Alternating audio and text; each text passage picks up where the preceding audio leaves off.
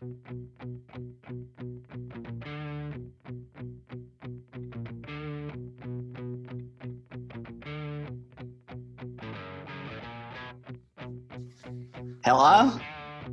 Will. Hey, what's up?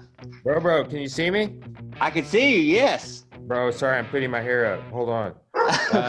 Let me invite you. Are you going to be able to do video today? Yeah. Sweet. Let me send you an invite. Okay. Puppy.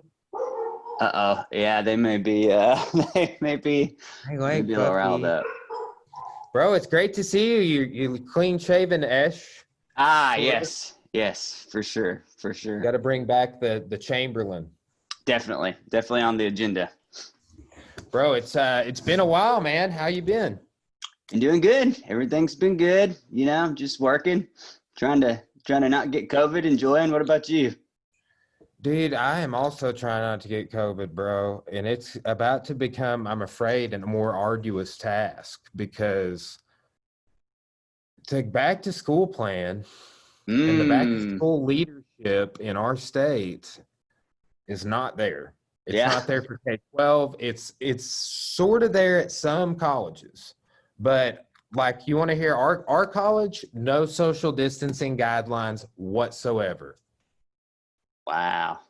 My classes, because they were already scheduled, I'm teaching several online classes in the spring, but they would not convert any of my face-to-faces to online. So I'm teaching 5 face-to-face classes with 32 people in every one of them, 32 chairs, no social distancing. They can make the decision to log in remotely, but the issue is we serve so many rural areas that's going to be hard to pull off, you know, like people from around like Wonderview and Clinton, they're just not going to be able to do that. So they're going to have to come to class, and then I have to say, why aren't you wearing? Well, actually, I can't say that. I say you have to put a mask on or leave. Oh, really? They're making all the students wear masks. Oh, yes. Which I don't have a problem with, right? Yeah. But the issue is the classes are going to be full. There's only 32 seats. They're small rooms, and there's not going to be the ability to distance, right? Yeah. And we have to all wear masks, myself included. So I'm lecturing in a mask, right? And yeah, it's which I have no problem with that, dude. I've been wearing a mask like everywhere I go. I know that I told you I would not get the flu shot, but that's because I'm afraid of needles. Right. Right. I got you. Bro, I got blood drawn like 2 days ago. I still. Oh no, man, that's right. Did you pass out? No, I was just like the lab tech. She was probably 60. She was so nice. I think her name was Missy, but she was just. I was like, I'm so scared. I have 2 black belts, and I want you. You can punch me, but needles is scary. And she's just like grabs my hands, and she's like, it's gonna be okay. Like, she was super comforting. Dude, I'm like that too, man. I passed out multiple times when I get my blood drawn, and I'm a big baby, you know, and so they're like, how are you such a baby? But, you know, they'll take care of you. They'll get it fixed up for you. Yeah, and you still get flu shots and stuff. Oh, yeah. Listen, hey, the flu needle's super thin. Hey, come by. You come by, I'll fix you up. I'll get you a flu shot. I swear you can, if you feel it, you can punch me. There's a very thin needle. You can't even feel it going into your muscle. Punch me at the same time so I don't think about it. There you go. It's a good strategy. While it's going, do you give the shot? Mm-hmm. Yeah, I give the shot. Absolutely. Wow. Yeah. Okay, so that's cool. Yeah. So, well, let's kind of segue into that. So you're a pharmacist, Will Walker, the pharmacist. Yes. I had to differentiate that on my videos because yesterday I had Will Walker, the MMA fighter, on the podcast. Wow, that's awesome. Remember me telling you about the pro fighter? Yeah. With the same name as you, because when you started training, I was like, Will Walker, man, that is so familiar. And I was like, duh, that's Will Walker over here. It's the pro fighter. So he was on the podcast. So ironically, the same week as you. I'm going to listen. I'll go listen to it. I bet it's a good one.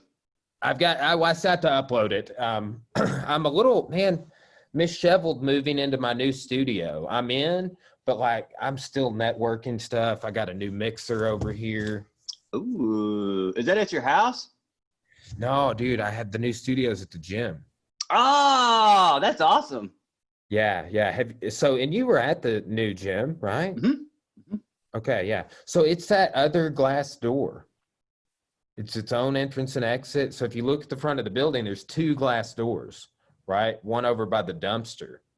Oh, okay. That's the Wow. studio, dude. Come do this sometime. Yeah, come take a look. Right? That's awesome. Yeah. But so, man, I didn't know that. I just never, I guess, thought about that pharmacists could administer. Do you do like other shots other than the flu shot? Like what all do you do as a pharmacist other than fill prescriptions for people? Oh man, that's a good question, and it's a long answer. But to start off with the shots, yeah. So pharmacists can do any sort of injection. They all work under. You have to be under a physician's protocol. Most pharmacies are in a protocol with the Arkansas Department of Health. Like they have like a pre-made one that you can sign up for. Ours is not with that, so we're a little bit more limited. But I could give you, like if you walked in and said, hey, I want a flu shot, we could fix you up. And we can also do, I think it's the shingle shot as well. Yeah, I'm pretty sure it's the flu and the shingle shot we can do.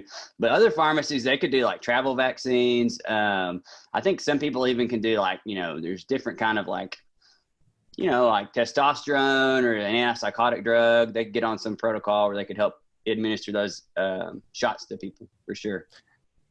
I see. I don't, maybe could be wrong about this, but you mentioned testosterone. I know a few people that are you 30 yet? Are you in your 30s? I am 31. Yes, sir. Okay. So you're just a couple years younger than me, but I know a few people in their 30s that are on TRT. I know even more people in their 40s. And then my dad is going to be 60 and he's been doing TRT, right? So that's becoming more and more of a thing. Do you know anything about TRT? I know a lot about TRT. Well, I say I know a lot. I shouldn't say that. I know some about TRT, absolutely. I think it's great. So at C&D, we do custom compounding for like HRT or hormone replacement therapy. I think it's a great thing. I think that's actually what my dad does, if I'm not doing HRT. Yeah, for sure. As long as you do these things under like a physician or a nurse practitioner, a healthcare provider, some good guidance, man, it can really increase the quality of people's lives. So I'm all for it. I think it's got a bad stigma. Have you seen the documentary that I think it was Mark Bell maybe, or one of the Bell brothers did about, it's like Bigger, Faster, Stronger, Steroids in America? It's been a long time. I need to rewatch it. It's been like years since I saw that. That's been out for a long time, has it not? Yeah, it's been out for a long time. They did a really good job in that, explaining kind of like, so like oral. So this is just not to get off into the weeds, but like the reason that there's all these different types of like pro hormones or pro testosterone drugs is because during the HIV AIDS, epidemic, there was a lot of people that were developing like muscle wasting and they were passing away because of it. So all these pharmaceutical companies came together and said, hey, how can we stop it? Came up with all these like different oral testosterone type deals. And it really helped improve outcomes in people with the muscle wasting disease of AIDS. But then it kind of like got incorporated into like performance and different things like that. And people were kind of using it for beneficial, like kind of cheat the system, kind of, if you will. Yeah. And that's something I'm so fascinated by, and went down probably 18 months ago, the rabbit hole on like, have you seen the documentary Icarus? I have not. That's a big recommendation. Icarus is about what you're talking about in cycling, right? So what's fascinating though is you can watch Icarus, then you can go over to Joe Rogan and watch the director of Icarus on Joe Rogan. I think his name was Foley or Fogel. I could be wrong, but he was an amateur cyclist and he was going to basically do an experiment on himself where he took different types of steroids that cyclists used. I forget the whole side of the story, and then he was going to run a race, but something happened at the race and it messed up the experiment. But during all this, he started consulting this Russian doctor who was the doctor, and he like defected in his witness protection because he was the doctor who was doping the Russian Olympic teams. Right. So like that whole scam about how Russia got pulled out of the Olympics, like dovetails in with this Icarus documentary. And Joe Rogan has had Lance Armstrong, Jeff Nowitzki, who busted Lance Armstrong and is now the guy that is the doping guy in the UFC. So there's a lot of really good and informative content around those 3 or 4 podcasts and the Icarus documentary. But yeah, I need to go back and watch that Bigger, Faster, Stronger documentary, because I bet that would be a good sort of prequel to that. Like, dude, you could sort of see the branching out. Yeah. Performance enhancing drugs, man. You know, and what do you think about, do you know anything about detecting methods on that stuff? So it seems like they're getting more sophisticated, but with that, every time they get a little bit more sophisticated, I feel like the people that are using it to their advantage also, like, it's kind of like a back and forth or a race. Like, they may develop a new way to do something that's undetectable. Because if you get somebody that's smart enough, they can generally figure out ways around, you know, the system. Mm-hmm. Yeah. Yeah. So let's back up a little bit. Maybe you can offer some insight on this. I'm not sure. Like, why is it, or maybe it's always been this way, that we have to, maybe myself, maybe at 33 years old, I have to start taking TRT, and that's a legitimate need. Like, what is it that's changed? Why do we have to do that? That's a great question. So I'll give you my opinion on it. So basically, like, so like you're born, right? Then you become grow up, you become a teenager, and then you're, 18, 20, you're feeling great, because your objective is to basically reproduce, right? And so the older you get, the less you're at a disadvantage biologically if you have a child at an older age. So your body kind of starts winding it back. It's just part of aging. It's a natural thing. So if somebody has low testosterone or their testosterone drops, that's just kind of like a reality of life. But now we're at a spot in society with our science and all, and pharmaceuticals and everything, where we can kind of reverse the effects of that and make you feel a little bit better, which is great. But also, it is like $1 billion industry, and so you probably can't even drive down the road without hearing a radio thing, check your T levels, get your T levels checked. So there's a lot of marketing, and I think because it's so profitable, it's being pushed more and more now than it really ever has before. Yeah. Yeah. I mean, and people, like I said, of all ages. Joe Rogan, he does it and swears by it. One of my chiropractors does it and swears by it. Like, man, I just feel great.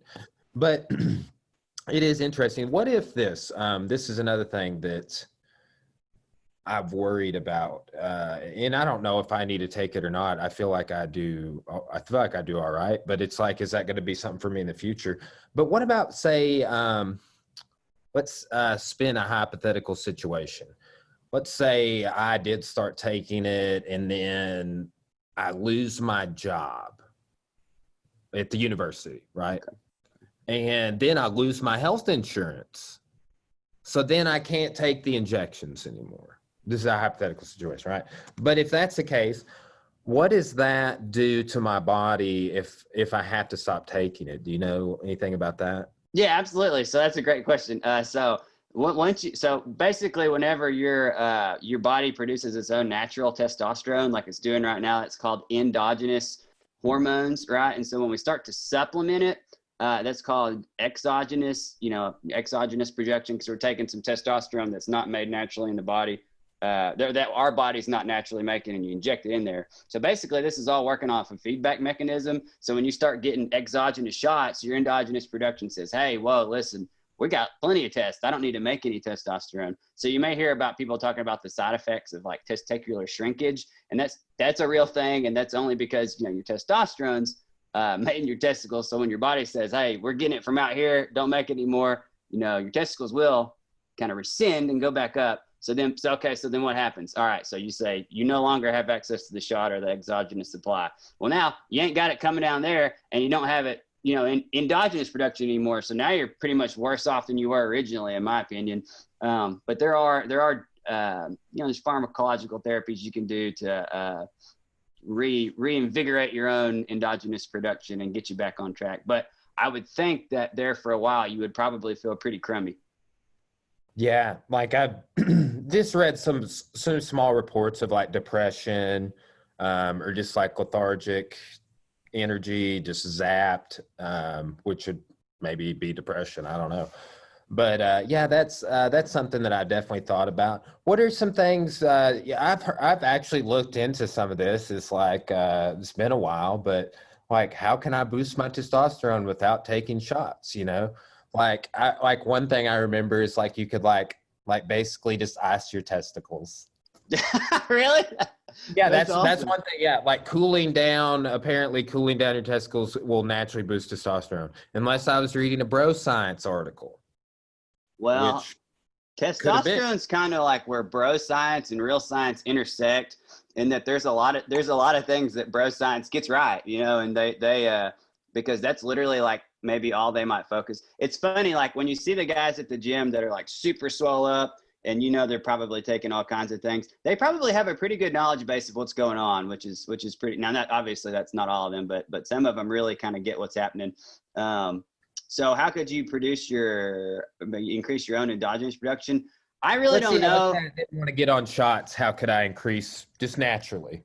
So the things that I've read from like some urological journals, I'm not going to say that I frequent medical journals. I don't, but like I would see like a link and click it. So there's been some stuff in urologic journals that say like maybe heavy squats or up your cholesterol, like eat more eggs, because cholesterol is like the precursor of all your sex hormones, so testosterone, estrogen, things like that. So I guess the thought is if you increase the amount of cholesterol you eat, which is generally, don't go out and eat a bunch of cholesterol. That's, but if you're curious about increasing your own testosterone, maybe try to up your cholesterol. I really don't know. I don't know that, there's a bunch of different supplements you can take to try to do it. But like, how much is that? It's just people trying to sell you snake oil. It's hard to say. I know, right? And I do know there are some natural vitamins and dietary choices that you can make. But, like I said, I could probably, I don't know, man. I don't think I have low testosterone. I think I just do a lot of shit. But I like what you were saying with heavy squats. I noticed this. So this is a great experiment within my own life recently. So probably when you started coming to the gym before, I was like on this 3-year stint where I'd been off from competing and I'd not been as physically healthy as I should have been. Like rolling, I could just get by with like doing the minimal amount with 99% of the people here. So it didn't become exercise for me anymore. And I was just teaching more than anything. So I gained some weight. I was not feeling good. I started this new job. I wasn't exercising. That's the biggest thing, is I had stopped exercising for health. And I never really did exercise for health. The sad part, I was always trying to make weight for something, try to be a version of myself on a certain day.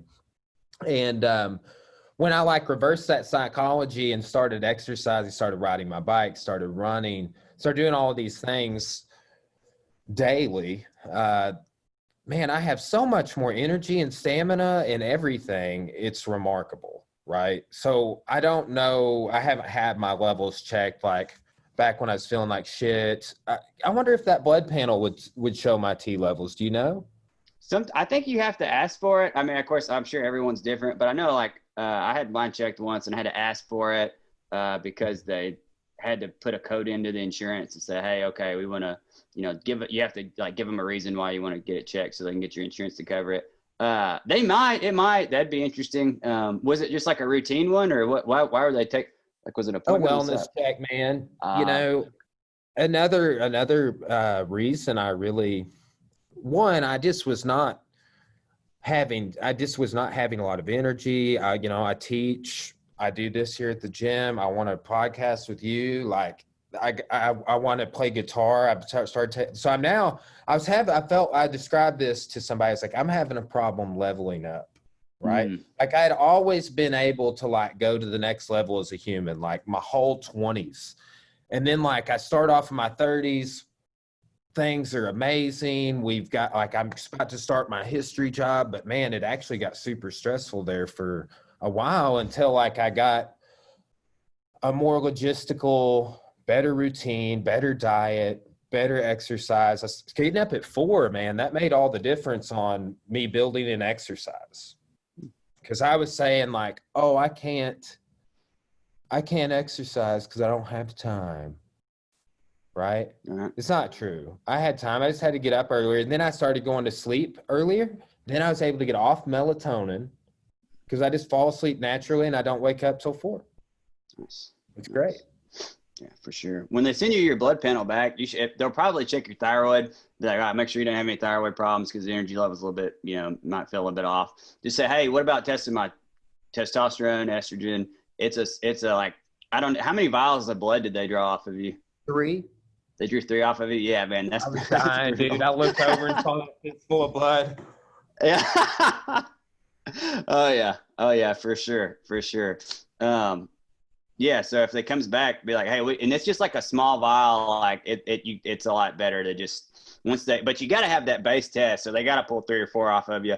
But then I would, if everything looks good, follow up just for curiosity. Say, yeah, I want to get it tested. I will. I need to call them. They called me yesterday while I was teaching, and I need to call them back today so I can inquire about that. If you want to know something else funny, dude, like one of the reasons I'm asking all this and thinking about it's like, well, do I really need to call and check? Because that would mean getting testosterone injections, and I don't want to get shots.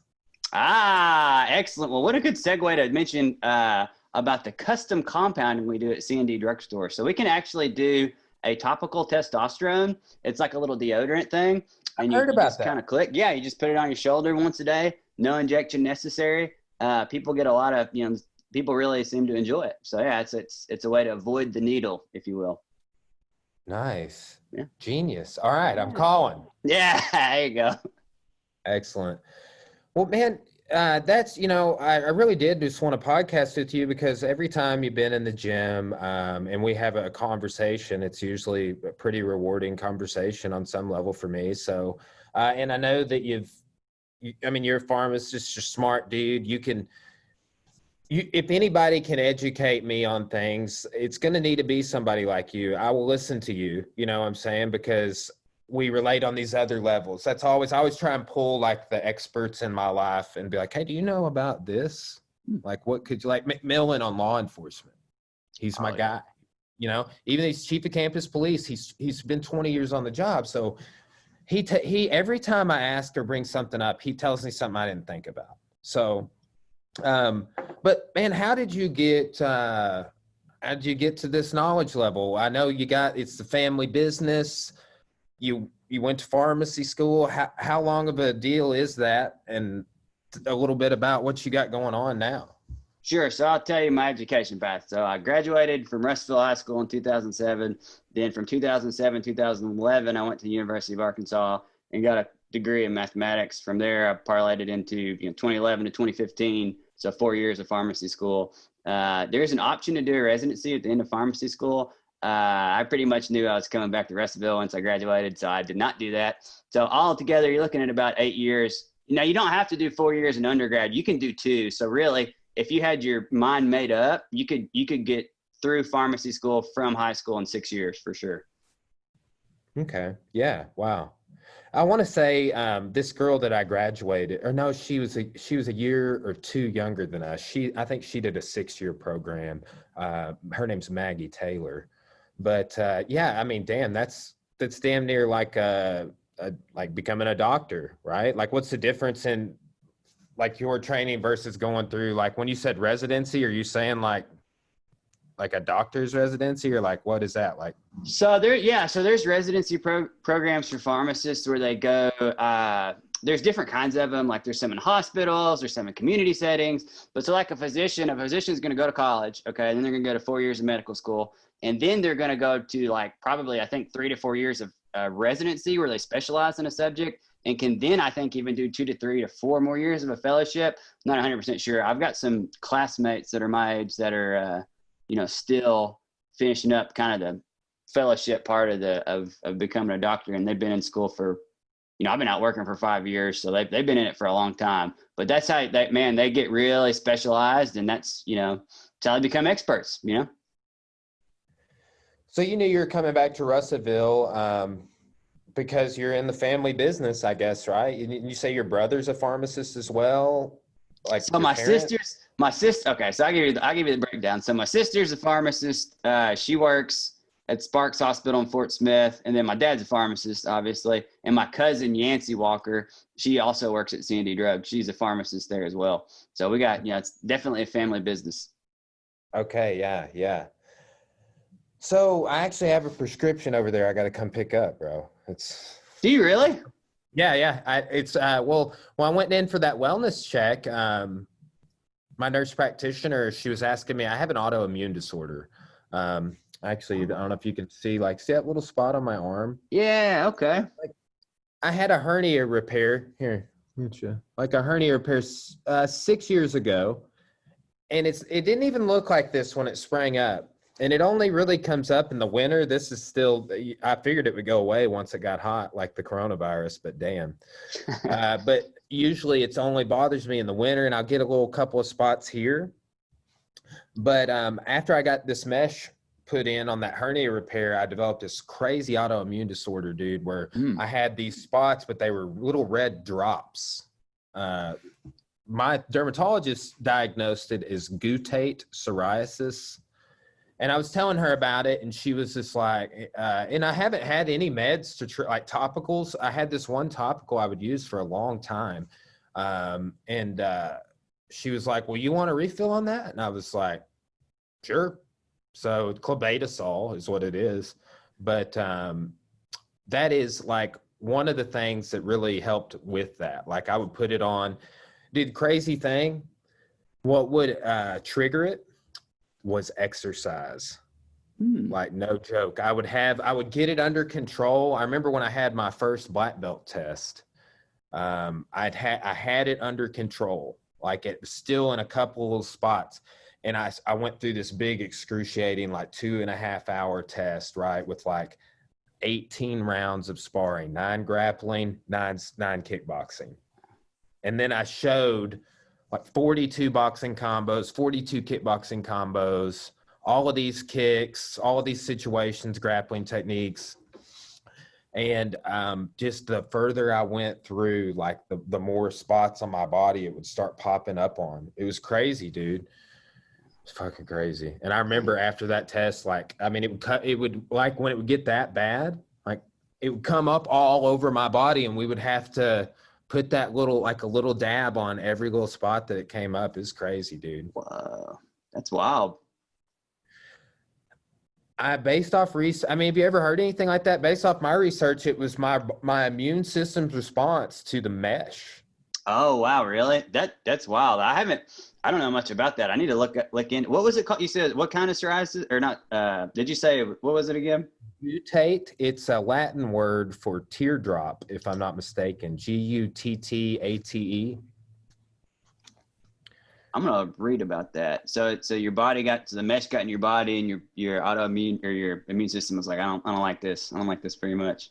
And that is, guttate psoriasis is a high autoimmune disorder. Like basically it was like, we've got stuff on our skin, attack. Right. And it would be crazy, man. Like it got super crazy. Like on my scalp, you couldn't really see it because of my hair, but like they would give me this ketoconazole or something like that shampoo. I would only use like the tiniest little bit, and it would make all of it come off of my head. It was wild, dude. Wow. And I was like, never had anything like this. I remember I got to where I was self-conscious about like getting depressed about it probably 6 months in before I got it under control. And it just blew my mind that I lived to be like 27 years old, perfectly healthy. And then I developed this crazy disorder that covered my body like that. Yeah. That's wild. That's wild. Yeah, it was, dude. But I will say, like, diet definitely has something to do with it. If I eat a really good diet, I don't notice it. Right. So it's weird. I do still have like very minor lingering effects on it, but Yeah. Skin disorders, man, they're so weird. It's very weird. That is very weird. But hey, listen, we'll get you that prescription. We'll get it fixed up for you. We'll get it fixed up for you. I just got to come by. Yeah. I think it's been filled. So Yeah. it's been a few days since I went over there. But man, it is so nice to just go get a wellness check and talk to a doctor and a nurse. And I encourage everybody to do that, honestly, because I'm going to be doing it every year because I haven't really done that. I didn't really do those things throughout my 20s. I had a surgery and some stuff, but now I go to the dentist regularly, and it's nice, man. You got to have a good baseline, you know, because like when things start to change, you need to have like a reference point, right? So like say you do get your, if just testosterone, you get it checked and you're like, all right, I got 600, you know, my numbers are fine. And then, you know, 5 years down the road, you get it rechecked and it's like 200 or something crazy. Well, now you know for sure that it's down, right? Otherwise, how would you know that it hasn't always been 200? Same with all your other labs like cholesterol and A1C and different things like that. Good to get a baseline. Where'd you go? What medical clinic did it for you? Conway Regional here in town. Conway Regional. Oh, dude, those are good people over there, man. Those are they actually a lot of them come to the gym. Do they really? Brecken Findley. Brecken goes to the gym? I didn't know that. Yeah, and her kid also, a daughter. Oh. I believe a daughter. It's Cora's one of Cora's 5 to 7 year olds, I believe. So awesome. There's so many kids here, I can't keep track of who belongs to it. But yeah, she has been coming. You know, she told me I was asking her about COVID and stuff. Just, you know, I was like, you know, telling her about what I was telling you about going back to school. She said she had a friend that was healthy, exercised, 38 years old, was in ICU for an extended amount of time and almost got intubated. And I was just like, oh no. Yeah, that's not good. That's not good. Yeah, like, because I mean, you hear like, well, that person was 300 pounds. This person had a BMI of this, and they ate fast food all the time. Or sometimes it makes a little more sense, and you try and reason it as such. And I've heard enough stories now like that one. Yeah, for sure, man. For sure. COVID's, you know, it's, I don't want to get it. That's for sure. And people, you know, wear masks, social distance, good hand hygiene. That's all good stuff. You know, and I will say, this is I always talk about the silver linings, but dude, I'm washing my hands for 20 seconds. I never did that. Like maybe in 8th grade when I went through the little class and they row your boat. That's the duration of the song. You should wash your hands, kids. But yeah, that's I've developed healthier habits for sure. Out of just like I was talking, I didn't go to the dentist for years, dude. Just mostly because I was poor as fuck. But then now I've got really good insurance, and I take care of myself all the time, and it's great. I feel a lot of empathy and sadness for people that can't, dude. When I was in college, I was broke. For after I got out of college. And I was in college for 7 years. So that was a long time to be broke for. For sure. Yeah. It can be sad for sure. I mean, there's people that, you know, can't afford healthcare. Absolutely. And then they may have a family and they may have, you know, little children, you know what I mean? That don't have hard to afford healthcare. I think this is worth being said. Like I was legit being like, why should I put myself at risk on this ill-conceived reopening plan of going back to school, and me put myself in that situation and risk leaving Cora with everything, right? And then I was like, well, I just, you know, maybe just open 2 more martial arts gyms and, you know, teach a part-time class or something. But dude, insurance for me on the open market right now is almost $1,000 a month to get the same coverage that like I was paying for just health for the longest time, not dental, $500 a month for Cora and I after we got married. And when I started working at the university, my retirement, which is 8%, they match a certain percent.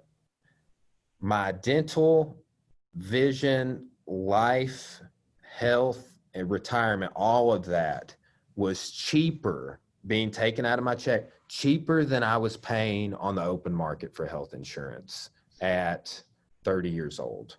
Wow. I could believe it. It's crazy. It's hard to believe, but it's brutal. Yeah. It's brutal. Man, if you don't mind me asking, you being a part of a family business, what do you guys do for healthcare? We offer insurance to the drugstore. I may have to talk to you about that more, because honestly, dude, I am going to someday open 2 more gyms, one in Clarksville and probably one in Morrilton.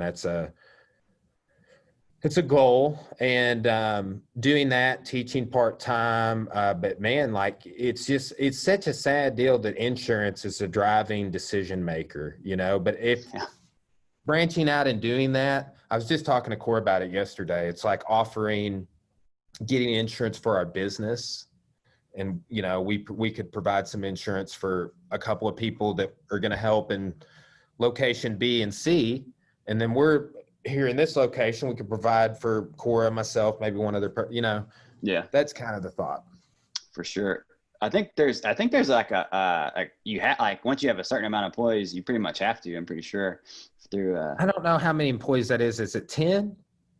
That's a good question. I'm not sure. I'd have to ask RD. I really don't know. How many employees do you guys have? Like somewhere between 20 and 30, I think. Oh, wow. Damn, that's a lot. That may be overshooting it. So we got a snack bar in the back of the store where we have 4 or 5 people kind of rotate and work through there. And then I think we got in the 20s for sure.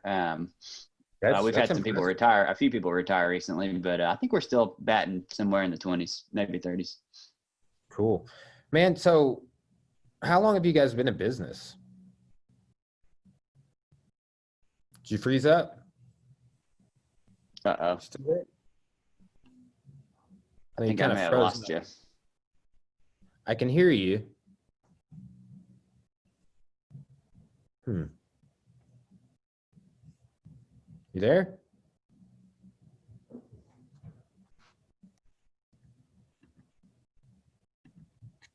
Hey, sorry about that. No, dude, no worries. It froze up. It happens. Can you hear me? Yeah, I can hear you. Can you hear everything good? Perfect. Awesome. So how long you guys been in business? So I actually wrote this down because I knew you're a historian and you would be curious to know the history here. So basically my grandpa, Dale Walker and Charles Oates for the C&D, so it's for Charles and Dale, bought the drugstore on August 2nd, 1958. Before then, it was a drugstore that Bobby Evans owned. Before then, it was Palace Drug. And then it goes all the way back to Hood's Brothers Drugs, which was in the late 1800s. So we didn't buy. Our family hasn't been involved with it. They got involved with it in 1958. So it's been okay. Wow. Yeah, but there's been a drugstore in that location for like over 100 years, right? Yes, absolutely. So it's very old. Housed a drugstore for a very long time. Absolutely. Well, man, didn't you guys just recently got broke into, right? Oh, we did. Yep. I know we were texting about it, but dude, I was reading that article, like losing my mind. I was like, and then they brought the canine in. And yeah. It was like reading. It was like, then they opened the door of this closet and they said, "You come out." And the man wouldn't come out. So the canine bit the man. Like, it was like, what? It was wild. What happened?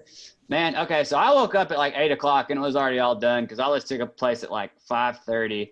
And my dad like texted me, he's like, "Hey, somebody trying to break in the store." So basically what happened, they call him around like 5 o'clock, like, "Hey, your alarm's going off. We think," but alarms can go off a lot of, wind or different things like that. So something's going on. So they, I guess the cops all went down there, and it was between when like night shift was getting off and morning shift was getting on. So it ended up being like 14 cops down there because all the ones that were going home were like, "I want to see what's going on," So basically they knew somebody was in there. I forget how. I guess the dude busted through the door, so they knew somebody was in there. And one of the cops like waved my dad down and like he could pull up the, the cameras on his phone. So they were like looking at it, going through it, and they were like talking to other people.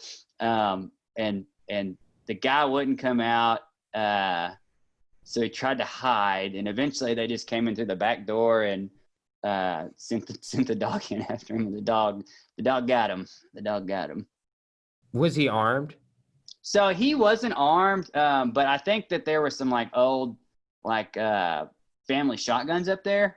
So I think they pretty much treated him like he was armed, because we didn't know if he grabbed those or not. I didn't know if there were shells up there or not for him. It's kind of more I like remember reading stuff.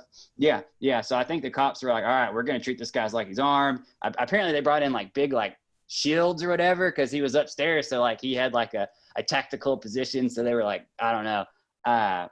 We don't have any cameras upstairs.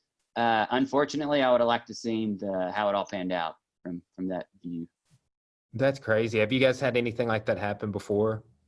No, not really. A few weeks ago, there has been like a string of attempted robberies at pharmacies, and there's a couple guys that tried to break in through the side door. There's actually a really funny video. It was two dudes, and they threw a brick, and the brick didn't shatter the window, so they turned around and ran off. One of them walks right into a pole.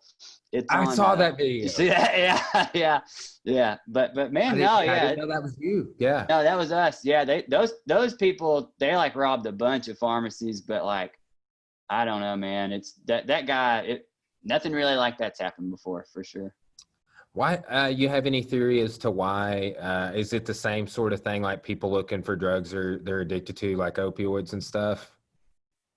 So that's a great question. I don't know. I know the guy was a regular customer at the drugstore. Like we know him. Like have had numerous interactions with him. You know what I mean? So it sucks because like you never want to think anybody's capable of doing that.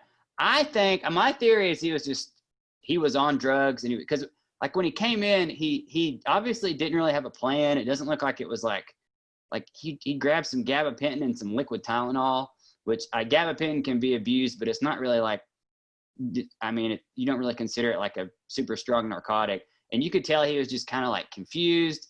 So I think he was just high on drugs. He probably was after something stronger. Maybe he is addicted to drugs. I hope that he gets the help that he needs, and they can, get him back on the right track for sure.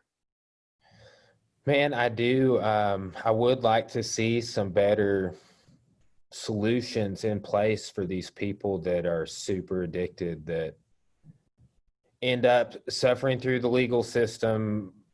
And it's like, I wonder if we could do something better than throwing someone in the penitentiary.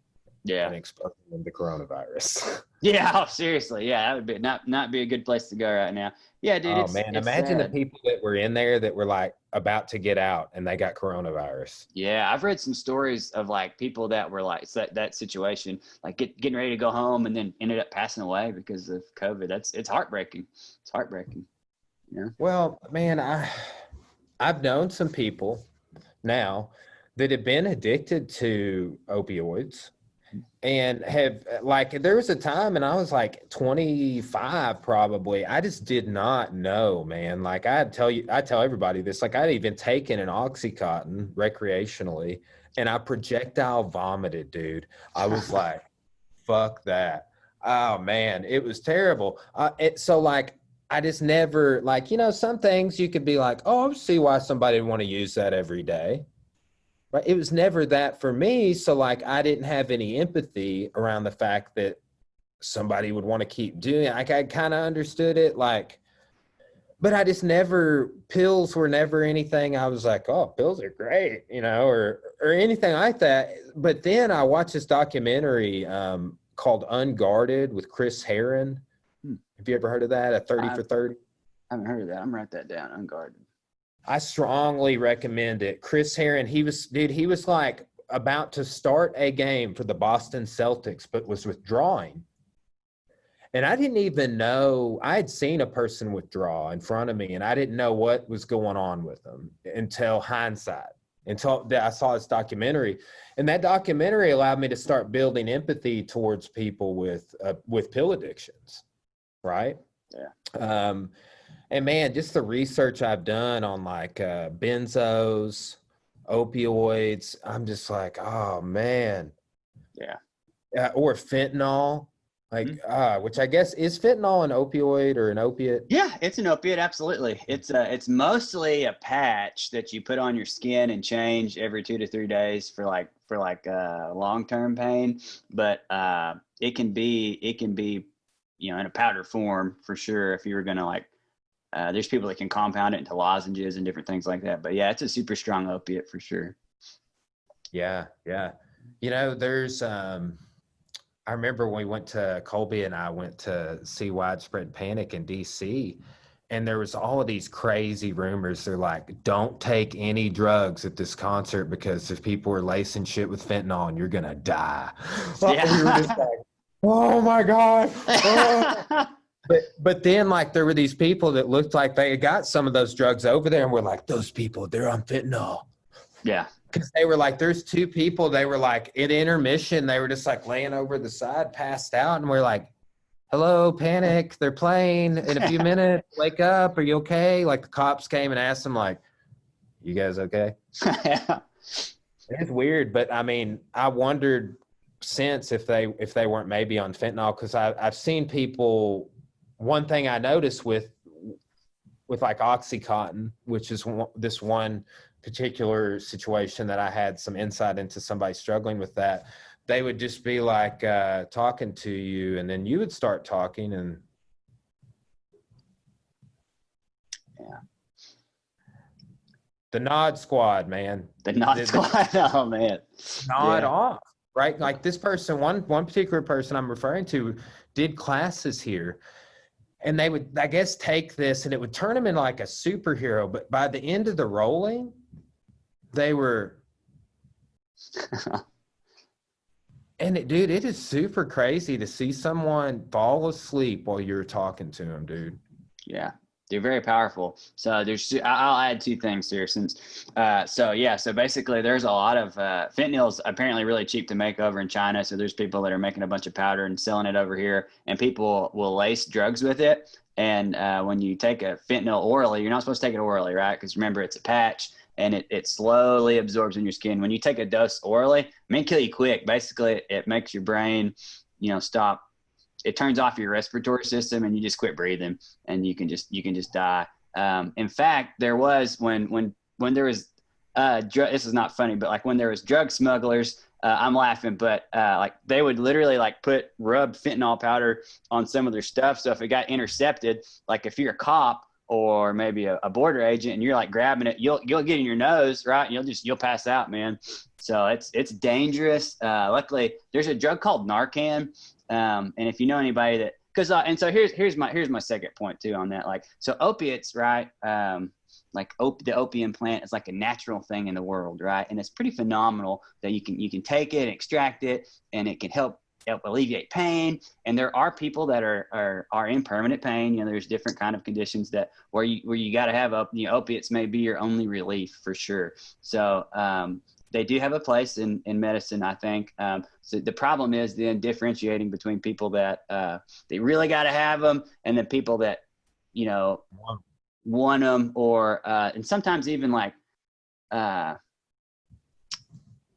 spent a month at the VA in Fayetteville, Northwest Arkansas, and there's I think it was internal psych, maybe is what it was called. But basically, it's a psych ward there at the VA that you can check into. And there was a guy, right?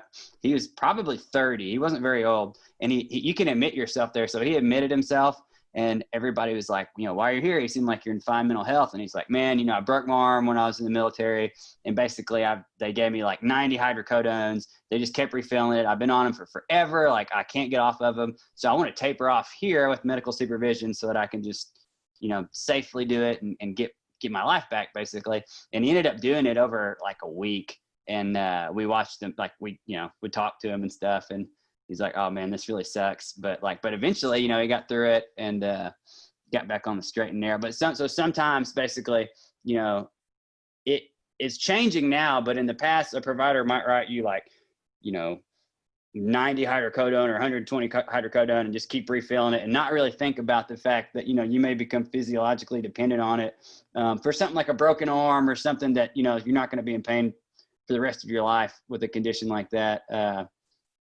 If that makes sense. I know I went on a tangent. Yeah, no, that makes me think about something else, and you may not be able to attest to this, or you may. I kind of think you will. Is like the difference between a physiological dependence and probably something that guy probably emerged with too. It's like how much, so I always thought it was just psychological dependence.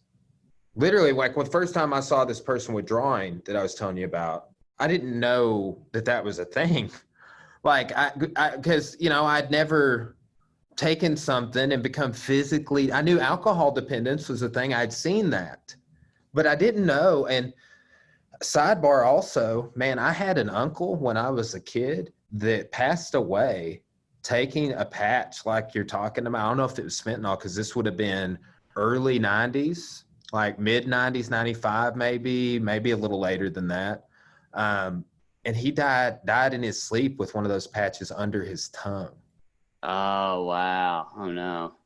Yeah. So that was, and I don't know what it was. That's all I know about it, really. But man, the sort of difference between a physical dependence, and a psychological dependence, with coming off of anything, there seems to be a lot of the psychological, almost like I want to say a psychotic break, but how much of that did you see in that case? Or would you say that hydros are less so?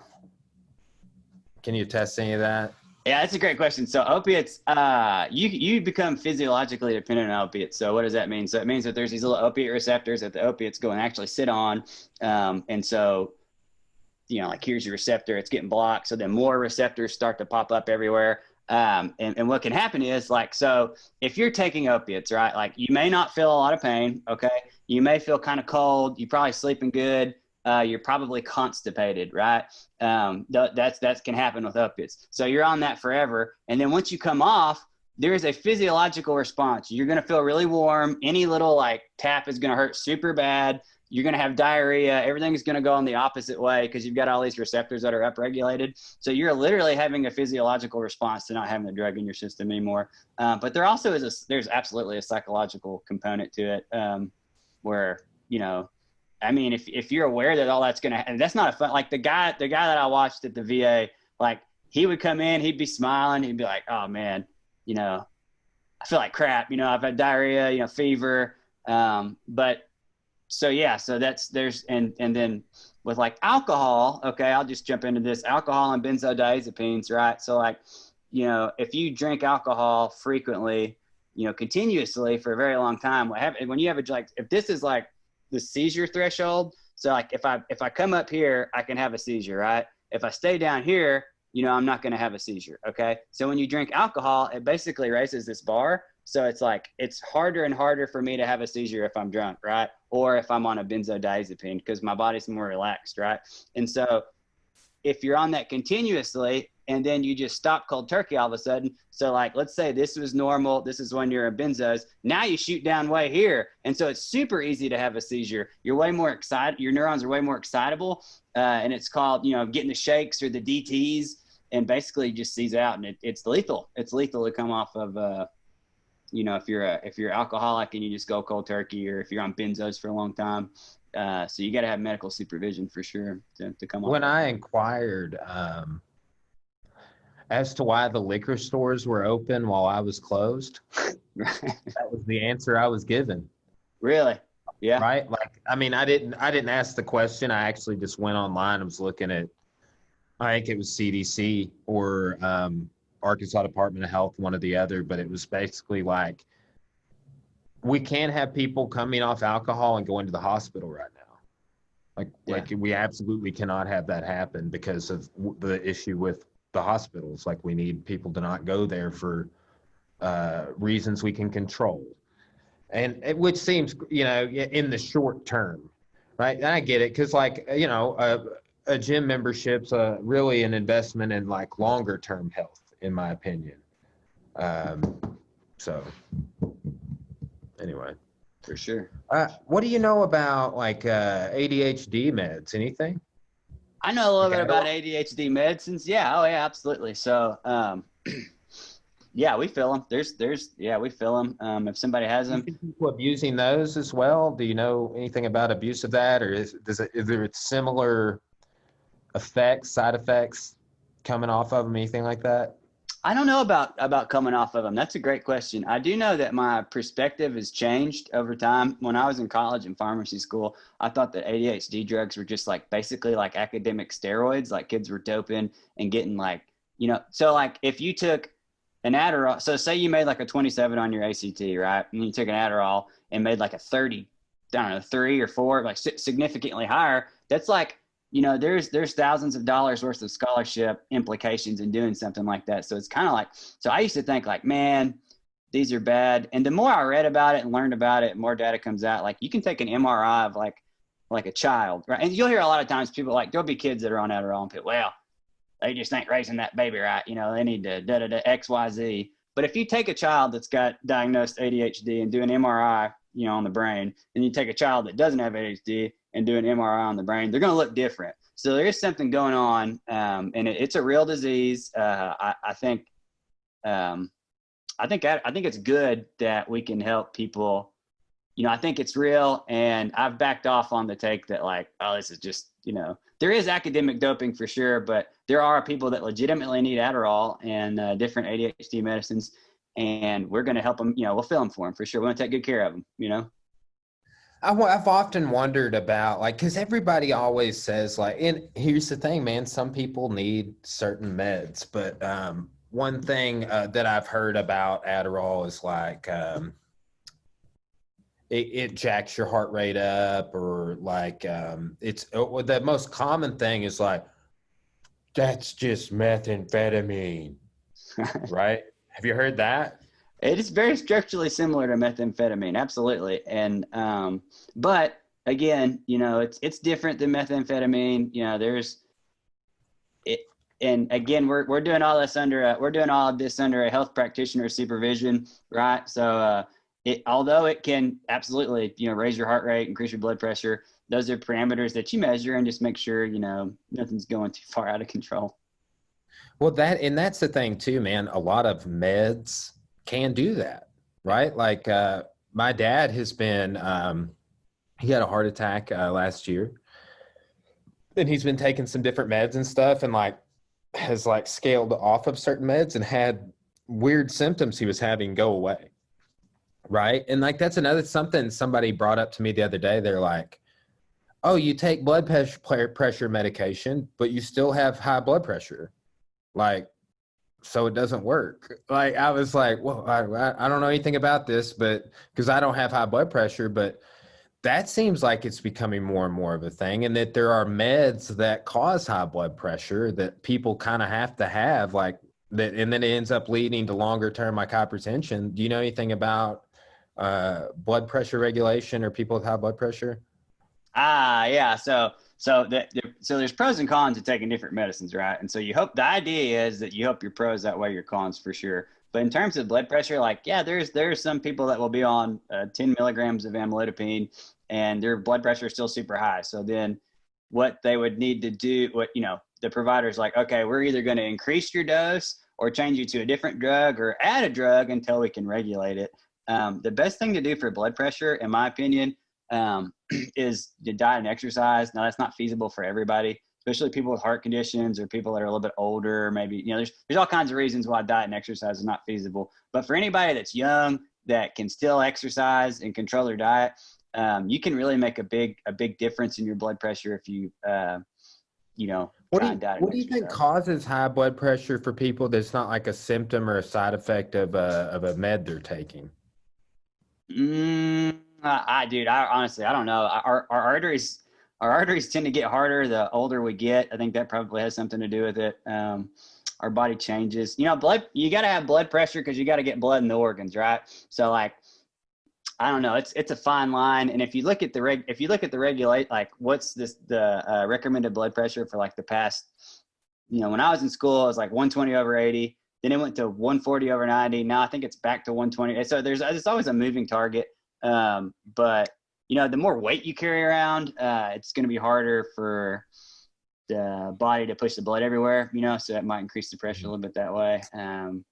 But man, I don't know. Some people just have, it's genetics too. You know what I mean? Like you can just get a bad deck of cards. Like I've wondered about that because my dad has it real bad, but I've never really had any high blood pressure. And I've often wondered if it, like how related it is to stress, right? And it's been something that I know people that struggle with it. My grandmother on my dad's side had high blood pressure. I know a few elderly people that have high blood pressure. I've wondered for a while, like, and I've heard diet and exercise, and one person I have know that his wife is a retired nurse and she has high blood pressure, but regulates it, I believe, all with like herbal remedies. Like he's an herbalist, the guy I'm talking about, and is able through diet and herbs and certain home remedies is able to regulate it pretty well. Good. That's awesome. That's awesome for sure. Yeah. And I know that some, like a couple years ago, my dad, his blood pressure meds, they changed them for some reason. Maybe is some change in his insurance, I think, because he had started a new job, and they got out of whack, and he ended up going to the hospital because of the new meds. Yeah. Right. So yeah, that's unfortunate. Some sort of side effect of the new meds. Anyway, but yeah. Insurance pretty much runs the show, unfortunately. Yeah. Well, so this has been a very healthy podcast. Health is wealth, bro. We should all exercise. That keeps coming up. Yeah. Let's talk about, you and I have talked in passing, just with like Russellville, because we have a marijuana dispensary here now. But they are kind of, I guess, considered a pharmacy too, but like, I mean, different, like same, I guess they get the same sort of zoning, licensing and stuff like that through the city. But I have seen some pharmacists in the US that have got into the dispensary side of things. Like, do you think that those two industries will ever unify more, where people are just coming to the same space to get both? Because that seems like, I don't know. I mean, we can get opioids, but getting the plant that grows out of the ground that's not been processed or compounded or anything, we can't get that over here. Right. I don't think that they'll ever intersect. I think this is my personal opinion. I think that they won't ever intersect because I think that marijuana is going to soon become recreationally legal nationally. That's a great point. That's a great point. Have you seen, and you don't have to speak on any of this, I do, and I probably shouldn't because I own a business, but have you seen Russellville is kind of trying to block it? Let's say it becomes recreational legal in the state.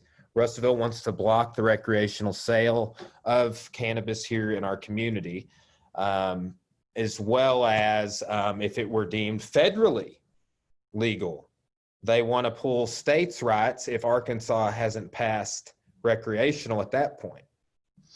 Yeah, I could see that for sure. I applied for try to get a license to own a dispensary, and I did it with my cousin Yancey, and we were going to put ours in London because we figured that Russellville would try and do something like that. So all I'll say about that, without, I don't want to get too political, is that there's a lot of people that are against marijuana in the state of Arkansas that were against marijuana. Then once, kind of it passed and they realized, hey, I can make a whole lot of money off of this. Then they became, more inclined to kind of, basically they got a hold on it, and it's like, we're going to do it how we want to do it, and how we want to do it's going to put some more money in our pockets, basically. So I hope it goes recreationally legal. That would be great. And I think, that it's silly that it's not already, is my opinion. And if it becomes, I guess it'll still just be sold in a dispensary if it becomes recreational legal, right? Like that'll always be your venue to go get it, due to how things are set up across all states, right?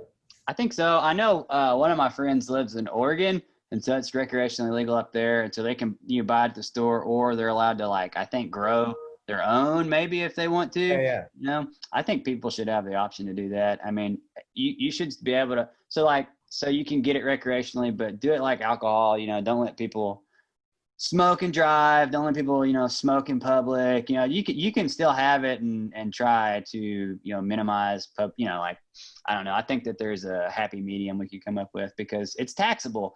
And I think that, we could use that money off the sales of it to do a lot of good things for the community, for sure.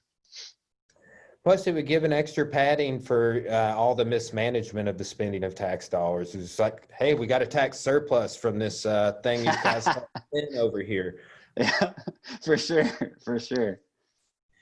Yeah, our state has been interesting to watch because it was 2016 when it was passed, and then it was 2018 before we started seeing dispensaries pop up, right? There's going to be a dispensary open right across the overpass from UACCM in Morrilton. There's one in Conway, Fort Smith. I mean, it's quite a few different dispensaries now across the state.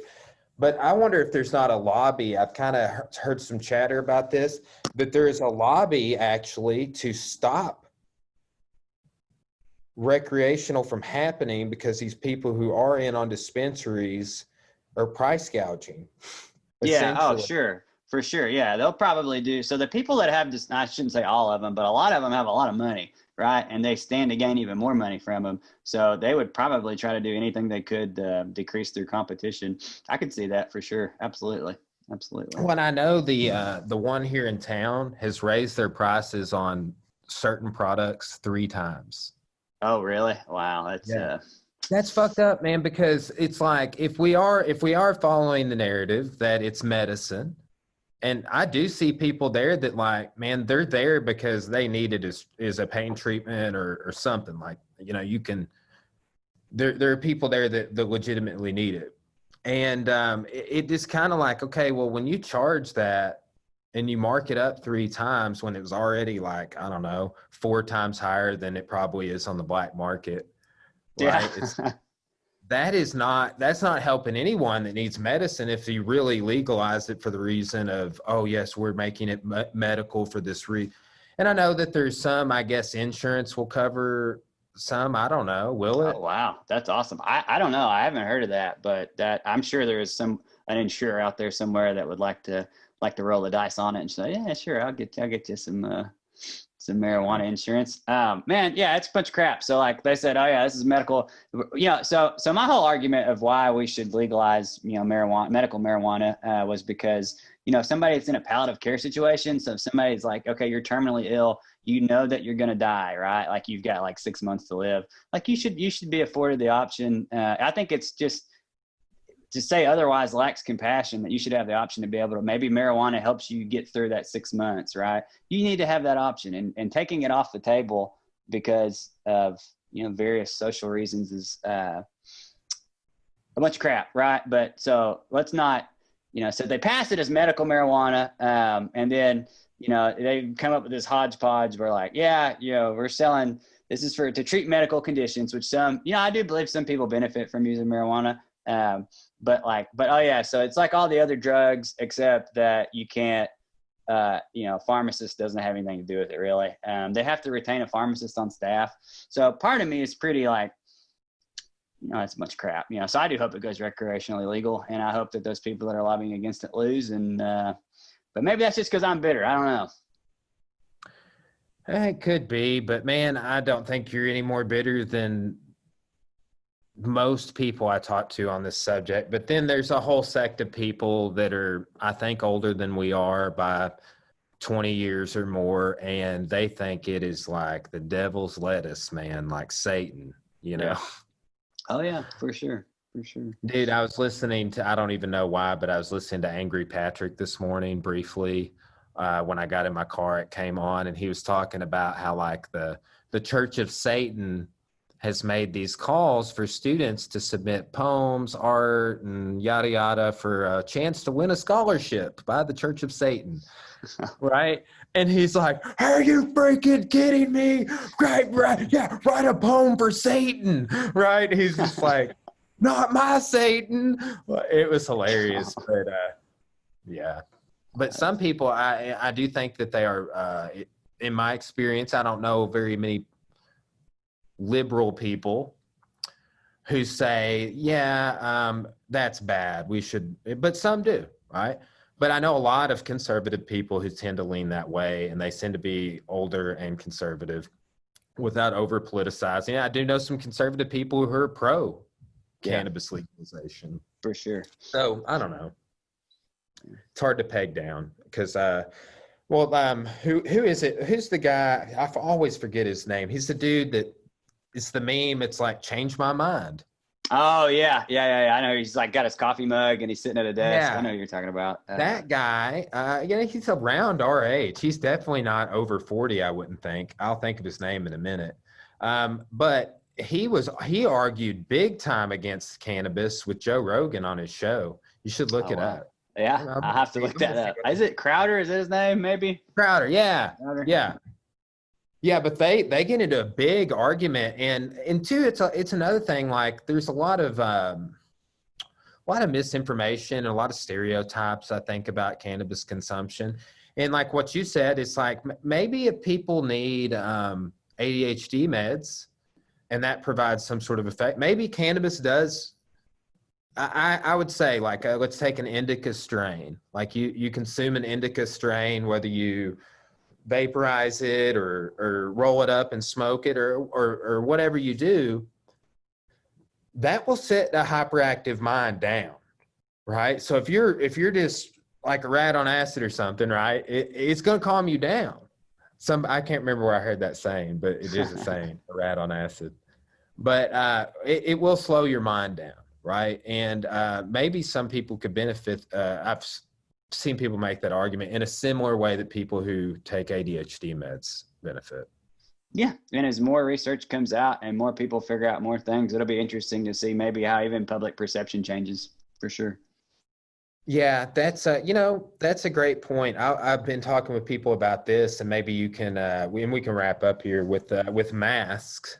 Okay. So I'll tell you straight up, I'm wearing a mask everywhere I go. And some people talk shit about that. I think I'm being, whatever, for the same politicization we talked about on the last topic. But initially I was just like, whatever, but I wasn't going anywhere. Right. And over that time, his gym was closed. I was being around a very minimal amount of people. I was seeing like McMillan, Brent, and Cora.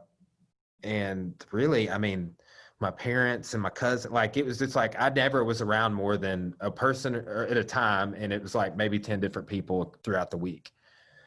But the more I started being around people and the more I heard the narrative of wearing the mask, the more I was convinced. But I will tell you one thing that, and I'm being open, honest with everybody about this, that delayed me wearing a mask sooner was people bitching about it on the internet. Brian, and they're not saying me, but Brian, you need to wear a mask. It's like, fastest way to get me to not do something is by telling me I have to. Yeah. But I had enough education and paranoia by the time the mask mandate hit that I was already wearing one everywhere. Right. The only place I was going where I wouldn't wear one in initially was the coffee house, and I'd wait till there'd be nobody in there and I would go in. Right. But now, and I went to like Walmart a time or two, but I'm wearing it everywhere, dude. And people, and for numerous reasons, like, oh, if we wear masks, first, I think that it works. I think that it reduces the risk big time. Like, when me talking, lecturing, I see droplets come out of my mouth all the freaking time, dude. If you were laughing at me right now, one of them might go in your mouth. Yeah, there you go. There you go. The spread. So, yeah, exactly. So it's like, and I don't really care a ton for Bill Nye because I think he's like not a legit scientist, but whatever. But him blowing into the mask. Yeah. Right. He's famous for making a part for NASA, who employed a bunch of Nazis. Okay. So. Okay. There you go. There you go. All I'll say about that is, so COVID's been really interesting because we live in an age of like Twitter. So I don't think Twitter was around really, like the social media, things like that, were like, so, and someone can show you a post from so there's a lot of misinformation. So like someone can show you a post from Dr. Fauci from like 2005, and he's like, don't wear a mask, masks won't help you. And then, so there's like all this conflicting information. And so it's hard for people to really know what to believe, I guess. And one of the things they messed up was they originally said, don't wear a mask because they wanted to save them off our healthcare workers. So they said, don't wear masks. Masks won't help you. Then they reversed their position, right, and said, no, you need to wear cloth masks to just save the ones for healthcare workers. And, so that confuses people. So now people are angry and they're like, I don't want to, what do I believe? What do I know to believe? Well, here's another thing with vaccinations. So like the potential, like Asa has even said, Asa Hutchinson said that we will be wearing masks until there's a vaccine. Now, I talked with an orthopedic surgeon last night, Mr. Rowland. If you remember him coming in and working with me sometimes, I don't know if you would have been here, the older Asian man. He's an orthopedic surgeon, but he said, we will have a vaccine by September, October at the latest. Yeah. And he's in meetings about the future of the hospital all the time, like what, and has operated on multiple people with COVID. Yeah. Right.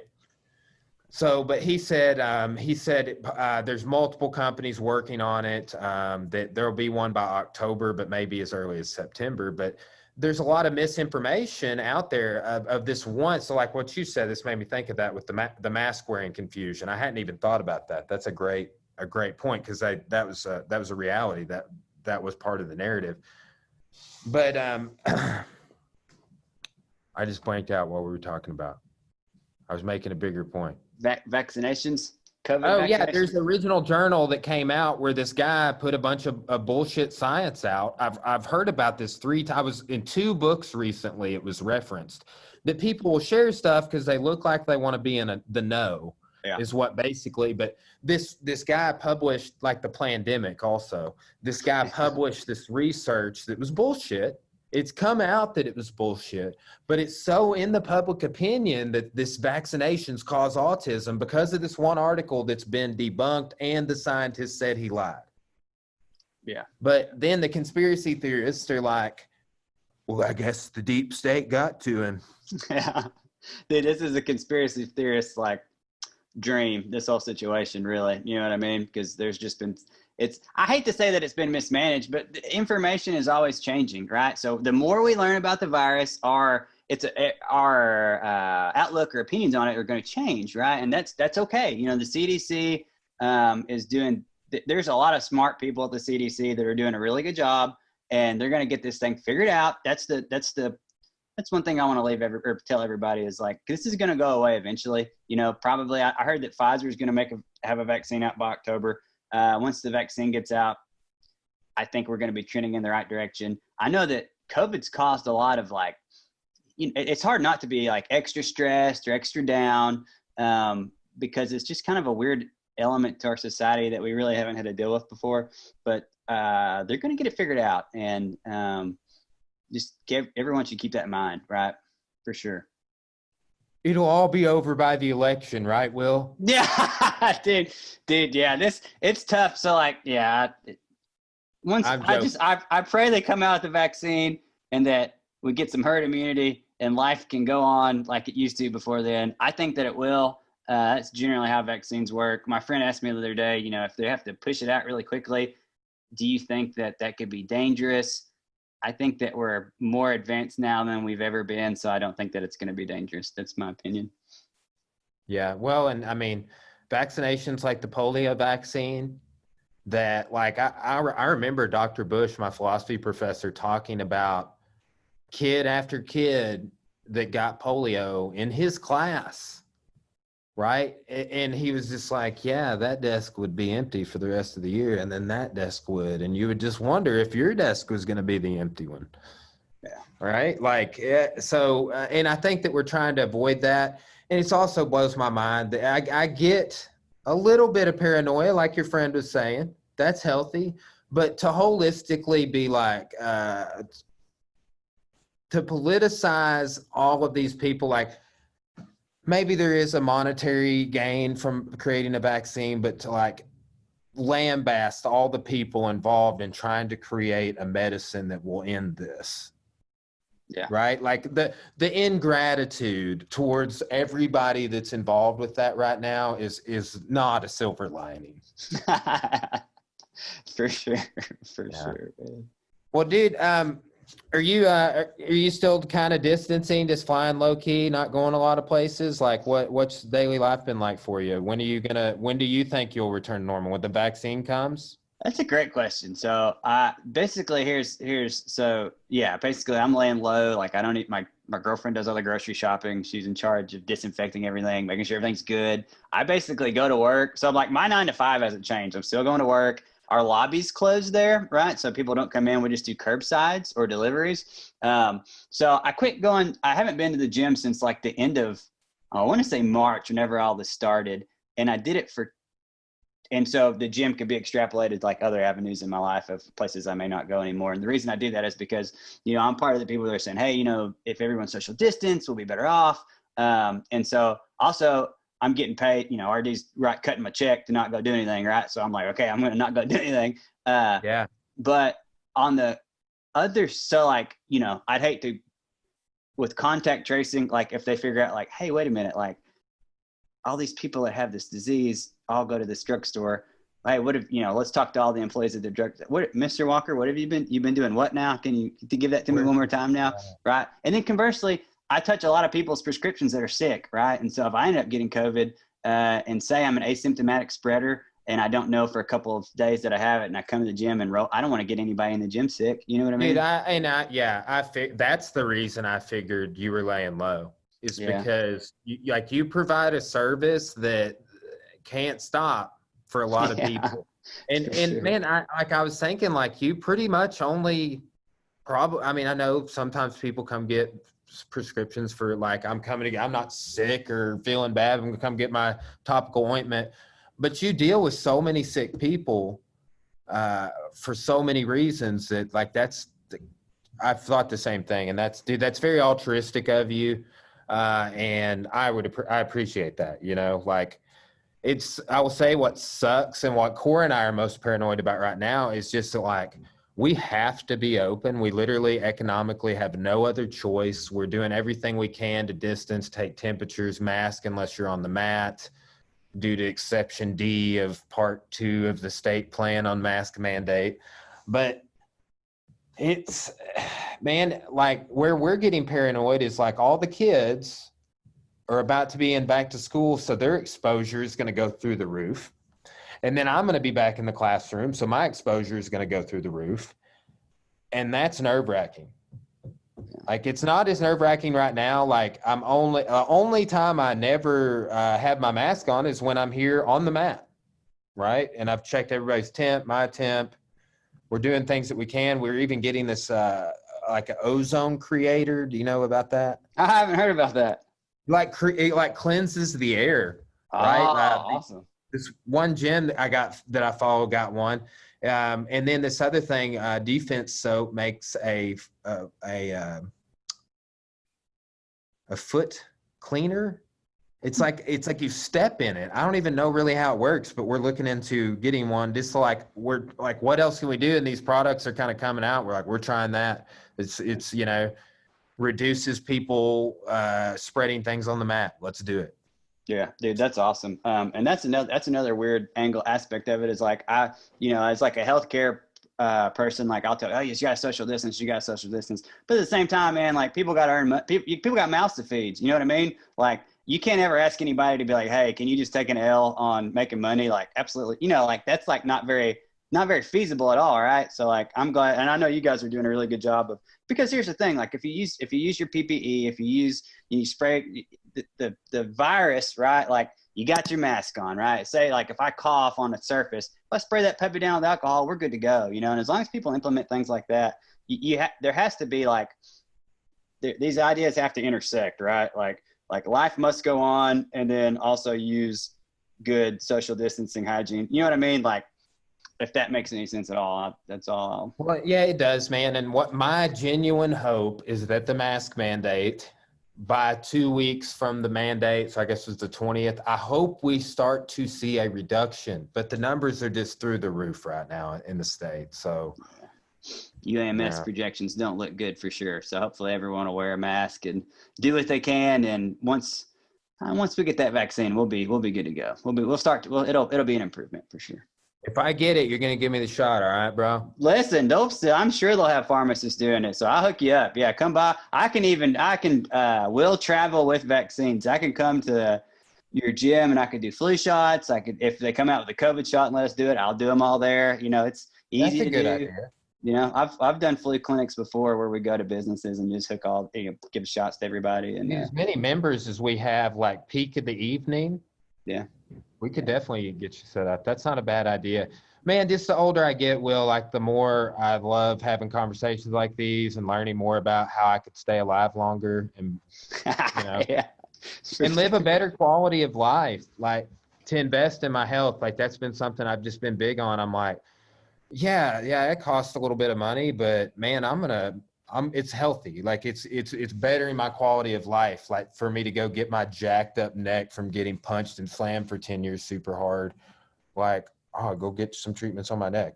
It feels better. All right. Thank you. Sure. Just whatever you can do, whether that's diet and exercise. Like everybody always a little more expensive to eat healthy. Like I get it, but invest in your health. Yeah. Right. You will feel better. You will have more energy. So, yeah, man. Well, stay safe out there, dude. And I appreciate you coming on the podcast. Dude, thanks for having me. And let me just say as a final thing, I love all the videos that you put on YouTube. I think you're basically like the Khan Academy of martial arts. And I hope that your channel deserves, hundreds of thousands of subscribers for sure. It's an immense library of videos on there, dude. That's awesome. I will say I'm getting back on rotate. Like I haven't been putting as many gym videos out and I have about 100 that I need to edit. Oh, wow. But then I always try and film kind of what we're currently doing to help people that are coming. But moving in the studio is it's been a little rebalancing act on. I don't even have Ethernet in here right now, and upload speed is anyway. Yeah. But we're getting all that lined out, man, and we'll be putting even more. We did 100 videos, almost 100 during the lockdown. So I appreciate you saying that. And it takes time to build, man. I'll say I put a Jiu-Jitsu Nogi video out on Facebook the other day that got 6,000 views. Wow. It got several hundred on Instagram, and it did okay on YouTube. But man, Facebook has just been a high traffic area. I've got a 5,000 view podcast before too on Facebook. Oh, nice. That's awesome. Yeah. Well, right on, bro. Stay safe. Take it easy. Stay healthy. And hopefully I'll see you soon. If not, I'll shoot you a text and harass you or something. Sounds good. Thank you for having me. All right, man. See ya.